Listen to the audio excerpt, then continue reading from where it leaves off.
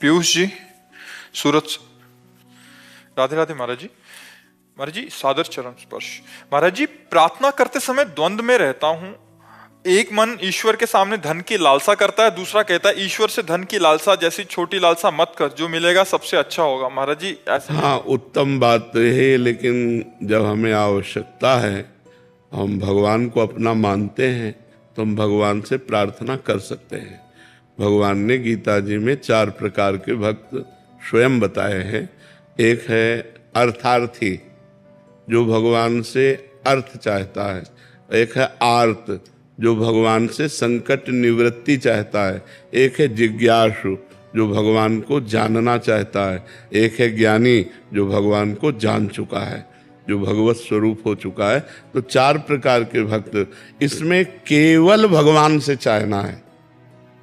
हम प्रयत्न कर रहे हैं, कर्तव्य कर रहे हैं, लेकिन भरोसा भगवान पर है, वो हमें देंगे। ये मांगना कोई दोष नहीं है, क्योंकि भगवान ने स्वीकार किया है। अर्थार्थी भक्त, जो जैसे ध्रुव जी ने जब महाराज उत्तानपाद की गोद में बैठना चाहा, तो जो महाराज की दूसरी पत्नी थी, उनका नाम था सुरुचि। उन्होंने एक थप्पड़ मारा और कहा कि अगर इस चक्रवर्ती सिंहासन पर बैठना है तो मेरे गर्भ से पैदा होना पड़ेगा।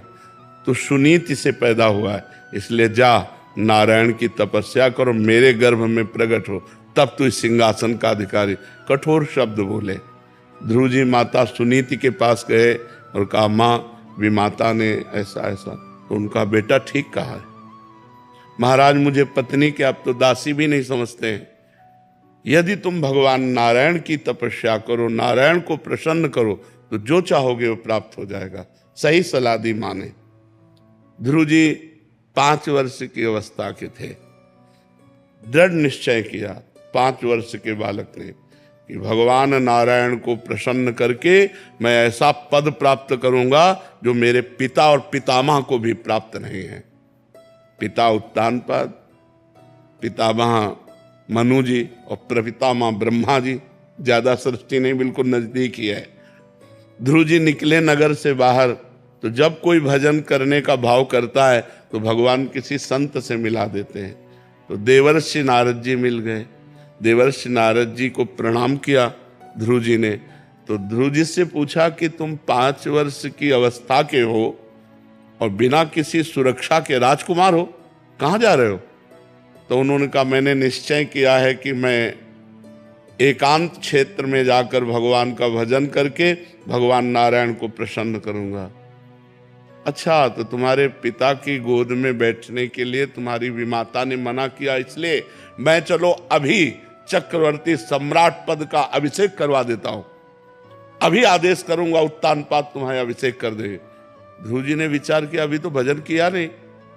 अभी तो भजन करने के लिए कदम बढ़ाया, तो जिनकी गोद में बैठने के लिए हमें झिड़क दिया गया, उस सिंहासन पर अधिकार हमें देवर्षि नारद जी के वचन कौन काट सकता है? तो उनका गुरुदेव, अब नहीं, अब कदम पीछे नहीं हटेंगे। और विश्वास हो गया और उनका मैं भगवान का आराधन करके ही प्राप्त करूंगा। तो उनका जंगल है, पहले प्रलोभन दिया, फिर भय दिखा रहे हैं। जंगल है, सिंह भेड़िया बड़े बड़े ऐसे जानवर तुम्हें खा जाएंगे, तुम जंगल में कैसे तपस्या करोगे? तो ध्रुव जी ने विचार करके कहा कि यदि मेरी भगवान रक्षा करेंगे तो कोई भी बाल बांका नहीं कर सकता, और यदि मेरी मृत्यु है तो यहां महल में भी मैं मर जाऊंगा। इसलिए मैं निश्चय करता हूं कि भगवान की आराधना छोड़ नहीं सकता। देखा चेला पक्का, तो वहीं गुरु मंत्र दे दिया 12 मंत्र का, और कहा जाओ भगवान तुम पर कृपा करे। तो ये मथुरापुरी में आए, मधुबन मथुरापुरी को कहते हैं, और यहीं आकर यमुना के पावन तट पर 12 मंत्र का अनुष्ठान किया। मथुरा भगवान की नित्य सिद्ध स्थली है, वैसे भी भगवान प्रकट हुए, लेकिन शास्त्रों में मथुरा की बड़ी महिमा वर्णन की गई है। मथुरा नित्य कृष्ण को वास, निस दिन श्याम न छाड़त पास, तास सकल लीला के। 6 महीने में भगवान का दर्शन प्राप्त कर लिया, और वो अटल पदवी प्राप्त की कि आज भी सप्त ऋषि उस परिक्रमा करते हैं उस पद की जहां ध्रुव जी विराजमान है। तो यदि हम धन भी चाहें तो केवल भगवान से चाहें और भजन करें, भगवान की आराधना करें और अपने कर्तव्य का पालन करें, तो वो धन मांगना भी सार्थक हो जाएगा। जो हम कामनाएं करें वो भगवान से करें, पर ऐसे न करें जैसे आजकल लोग करते हैं। अब आपको 500 रुपए का भोग चढ़ा देंगे, आप हमारी एक कामना पूरी, तो तुम नौकर समझे हो क्या भगवान को? तो भगवान तो मालिक है यार, नौकर थोड़ी है। अपने पिता से जैसे मांगा जाता है, अपनी माँ से जैसे मांगा, वहां माँ से पिता से ये बात कहते हैं क्या कि आपको इतना खवा पिला देंगे, आप थोड़ा हमको 1000 रुपया दे दी? अधिकार पूर्वक मांगते हैं, क्योंकि आप हमारे पिता हो, आप हमारे माता हो। ऐसे हम अधिकार पूर्वक भगवान से मांगे, पर भगवान अंदर की बात देखते हैं। यदि अन्य आश्रय है तो फिर भगवान जल्दी नहीं सुन, अनन्य भाव से। पर आराधना जरूरी है। ध्रुव जी ने कैसी आराधना की? एक चुल्लू जल पी करके, फिर पत्ता सूखा खाकर, फिर उसको भी छोड़ दिया, वायु पीकर 6 महीने में भगवान को अपने सामने प्रकट कर लिया। तो हम आराधना, अब पीते हैं शराब, खाते हैं गंदे भोजन, मनमानी आचरण करते हैं, बोले भगवान हमारी कामना पूर्ण से पूर्ण हो जाएगी। तपस्या करो, साधना करो, पवित्र आचरण करो, व्रत उपवास करो, तब भगवान की जो हम आराधना करके कामना करेंगे तब हमारी बात पूरी होगी। जी। गहना होटवानी जी। राधे राधे। राधे राधे महाराज जी। महाराज जी, आप पूछ रहे हैं कि भक्ति में कोई व्यक्ति किस प्रकार इतना गहरा हो सकता है कि वो लोगों का इस पे प्रभाव न पड़े और मन को स्थिर रखकर सांसारिक सुख और व्यक्तिगत बंधनों से सच्चा वैराग्य विकसित। देखो, जितना भजन करोगे उतने तुम्हारा मन बलवान होता जाएगा। निर्मल और बलवान मन मान अपमान सुख दुख लाभ हानि सबको सह जाता है। मलिन और कमजोर मन भोगों में जाता है। इतना मलिन कमजोर हो जाता है कि एक आदमी तम्बाकू भी नहीं छोड़ सकता। अगर वो तम्बाकू खाता है, उसे को छोड़ने के बाद तो उसे डर लगता है, गलत आदतें नहीं छोड़ सकता। ये कमजोर मन की बात है। और जब बलवान मन हो जाता है तो पूरे विश्व का त्याग कर सकता है, वो सर्वस्व का त्याग कर सकता है। इसलिए नाम जप करो। नाम जप करने से मन पवित्र और बलवान होता है। जितना नाम जप करोगे उतने तुम्हारा मन पवित्र और बलवान होता चला जाएगा। इसमें पैसा नहीं खर्चा होता। उठते बैठते चलते फिरते राधा राधा राधा राधा राधा आप करके देख लो, बहुत आनंद का अनुभव होगा। जितना आनंद मन में आएगा उतनी गंदी बातें छूटती चली जाएंगी, और जितना मन सूखा रहेगा उतने ही वो बाहर आनंद की खोज करेगा। और बाहर आनंद है नहीं तो भागा घूमेगा इस व्यक्ति से उस व्यक्ति, इस स्थान से उस स्थान, इस वस्तु से उस वस्तु, और उसे सुख कभी मिलेगा नहीं। सुख अंदर है, बाहर नहीं है। हमारी बात मान लो, जब आप अंदर में घुसोगे तो सुख ही सुख है, पर अंतर्मुख होना आता नहीं। हम लोग बहिर्मुख हो चुके हैं। इसलिए नाम जप करो, नाम से सब ठीक हो जाएगा। अमित जी, हरियाणा। श्री हरिवंश महाराज जी। महाराज जी, आपको बहुत कुछ याद रहता है महाराज जी, जैसे काफी सारे श्लोक, और ये कहते हैं कि आप शास्त्र पढ़ते समय कौन से नियमों का पालन करते हैं? मतलब अब तो बच्चे हम कुछ पढ़ते नहीं, कई वर्ष हो गए कुछ कोई शास्त्र नहीं पढ़ते। बचपन में तो शास्त्र का नशा ही था। अब हमें लगता है लगभग 10 वर्ष हो गए होंगे। कोई ऐसा पद निकालना हो या कुछ ऐसी, तो वो भले नहीं, हम कोई ऐसा नहीं कि एकांत में शास्त्र, हमारे पास समय नहीं रह गया अब शास्त्र पढ़ने का। जैसे होता ना अलग अलग समय, हमारे पास शास्त्र पढ़ने का समय, जहाँ एकांत हो बस जितना जो चल रहा है बस। अब समय नहीं है कि हम आँख खोल कर शास्त्र पढ़ें। अब हमें कोई जानकारी की जरूरत नहीं है।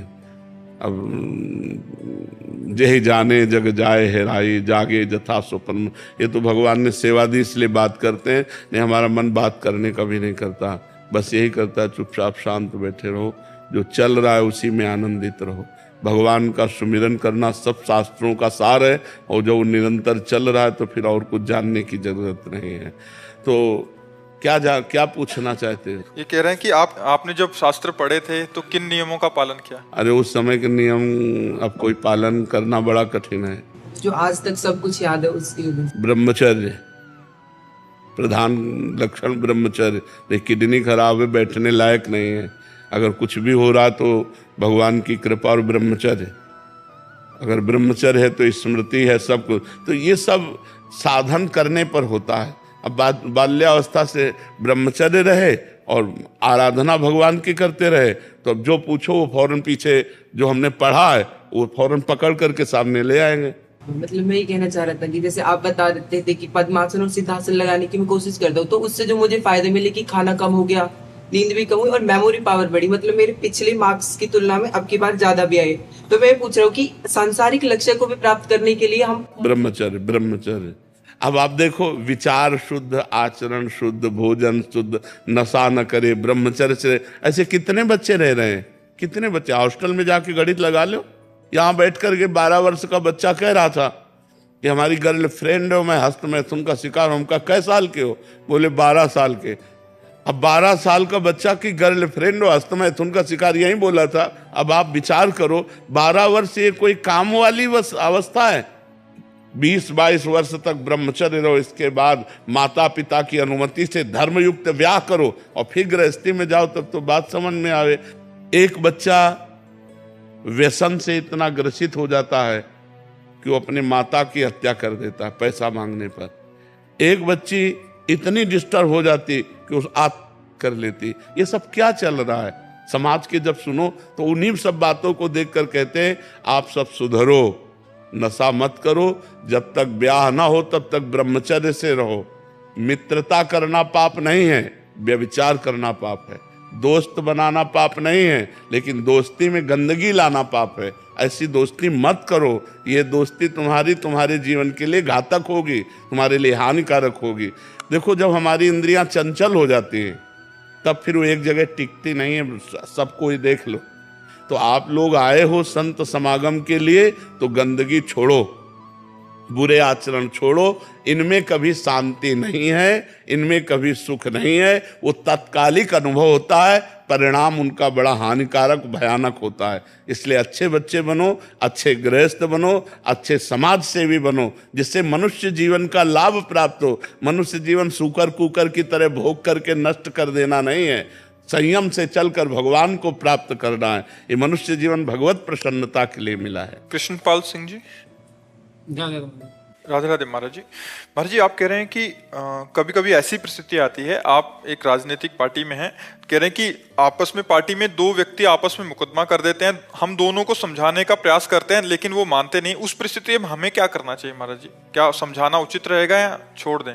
होई सोई जो राम रचि राखा, को करि तर्क बढ़ावे शाखा, अस कही जपन लगे हरि नामा।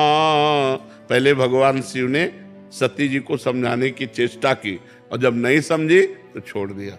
होई सोई जो राम रचि राखा। अब जो होना होगा भगवान ने रचा होगा वही होगा, और अपना भगवान का नाम स्मरण करने लगे।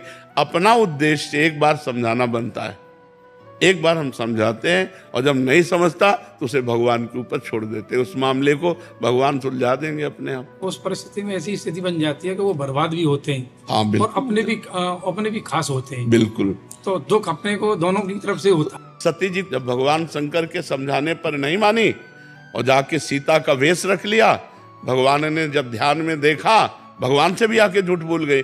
जब भगवान ने ध्यान में देखा तो सती जी का त्याग कर दिया। त्याग होने के बाद यज्ञशाला में गई और भस्म हो गई। तो अगर ठीक समझाने वाले की बात ना समझी जाएगी तो बर्बाद तो होना ही पड़ेगा, नष्ट होना ही पड़ेगा। अब आपको धैर्यपूर्वक भगवान का नाम जप करते हुए ये देखना पड़ेगा, क्योंकि समाज बिना शास्त्र और संतों के सुधर नहीं सकती। आपस का राग द्वेष, आप एक बढ़ रहा है तो दूसरा ईर्ष्या कर रहा है, जरा जरा सी बात में लड़ाई झगड़ा हो रहा है। हम संतोष, धैर्यवान, गंभीर तभी बनेंगे जब शास्त्र स्वाध्याय करें, भगवान की आराधना करें, नाम जप करें। अब कहाँ शंकर जी के मंदिर गांव गांव बने हैं, लेकिन गांव के कितने लोग पानी चढ़ाने जाते हैं हमें ये बताओ। मंदिर बने हैं, बड़े बड़े मंदिर बने, लेकिन एक लोटा केवल स्नान करके चले जाओ और जल चढ़ाया तो तुम्हारी बुद्धि शुद्ध हो जाए, थोड़ी आराधना तो कर लो। लेकिन नहीं, अब तो चलने लगा है बेड टी। भाई पहले लोग पानी भी नहीं पीते थे, सूर्य को अर्घ देकर शंकर जी की आराधना, माता पिता की आराधना, 8-9 बजे तक सोना है तो शंकर जी को कौन जल चढ़ाने जाए, कौन आराधना करे। तो भाई इसीलिए बुद्धि शुद्ध कैसे रहेगी, बुद्धि कैसे शुद्ध रहेगी। और जब आप आराधना नहीं करेंगे तो निश्चित नशा करेंगे, ये पक्की बात है।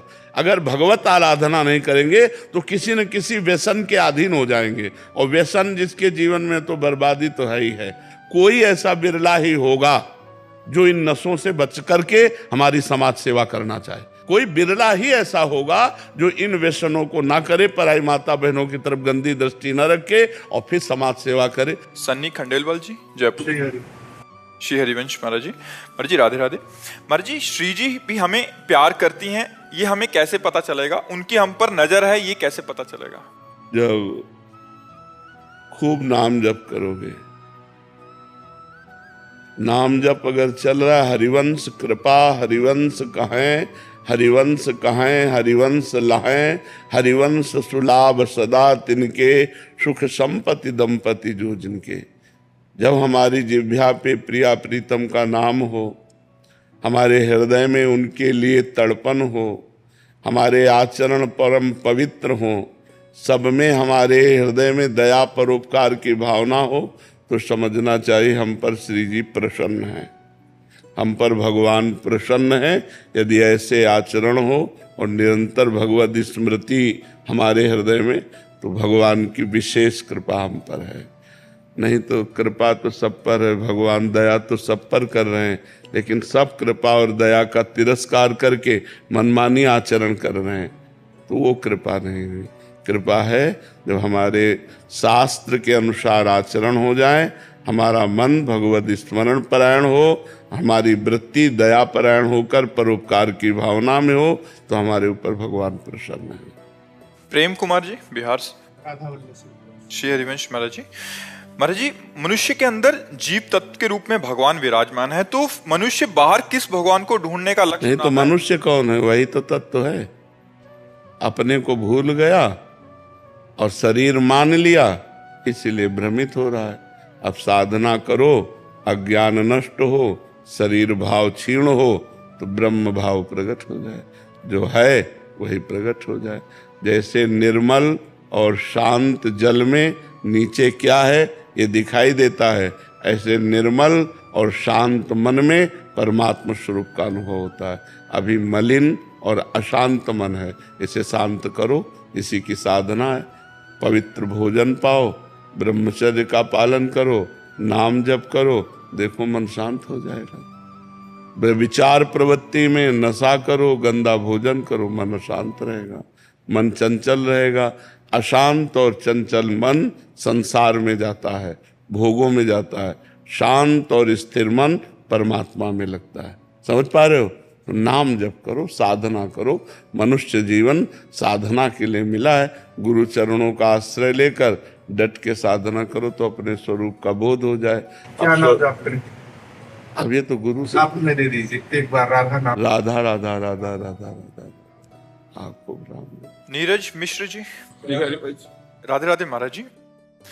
महाराज जी, गुरु से प्रश्न करने या पूछने की क्या मर्यादा है, गुरु अपराध ना बने? ताकि पहली बात तो जो हमें जानकारी हो वो प्रश्न ना करें।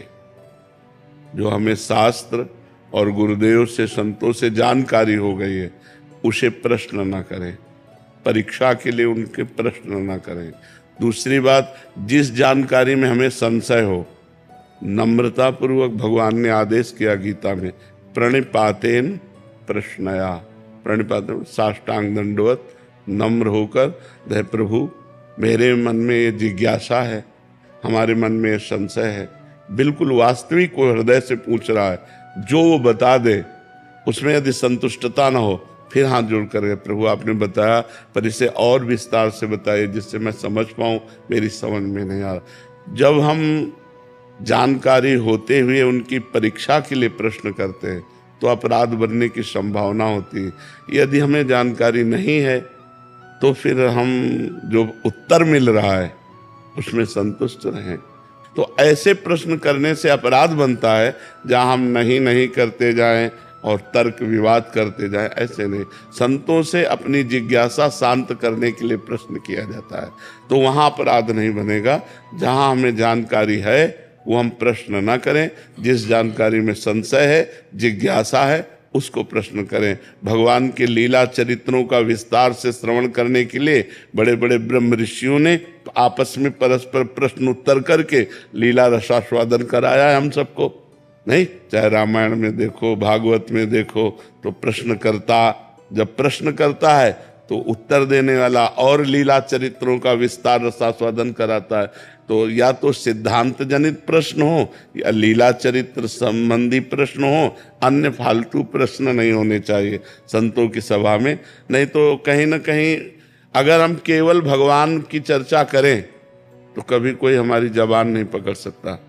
लेकिन जब हम भगवान की चर्चा से नीचे उतरते हैं, क्योंकि समाज में जो व्यवस्थाएं चल रही हैं, तो जब वो प्रश्न आते हैं, जैसे आज देखो ये बॉयफ्रेंड गर्लफ्रेंड चला है, ये गंदी बातें चली हैं, ये हमारे समाज के लिए बहुत हानिकारक है। एक गृहस्थ जीवन, देखो आप गलत हो लेकिन आप गलत पत्नी नहीं चाहोगे, वो गलत है लेकिन वो गलत पति नहीं चाहेगा। फिर गलती रखो क्यों?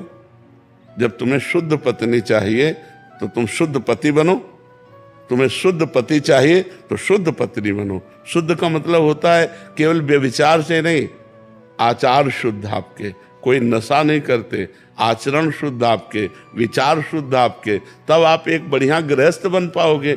कितना सुंदर है, विवाह के पहले ब्रह्मचर्य रहो।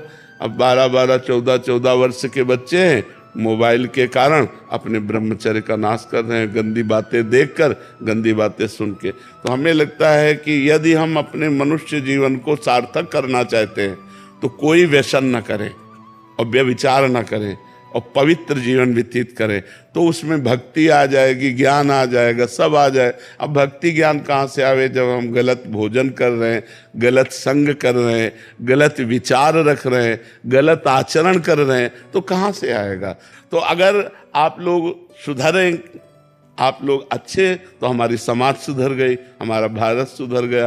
अब आप शराब पिए पड़े हैं किसी नाली के किनारे, या शराब पिए घर में जा रहे हैं, उसी शराब पीने वाले 100-150 रुपया की हरी सब्जी ले जाओ, फल फूल ले जाओ, तो पूरा परिवार बढ़िया खाए पिए आनंद से रहे। तो अच्छे आचरण सीखने के लिए तो संतों के पास आयो, और काहे के लिए आयो? शास्त्र सम्मत अच्छे आचरण सीखने के लिए संतों के पास जाया जाता है, बुराइयों का त्याग और अच्छाइयों को ग्रहण करना।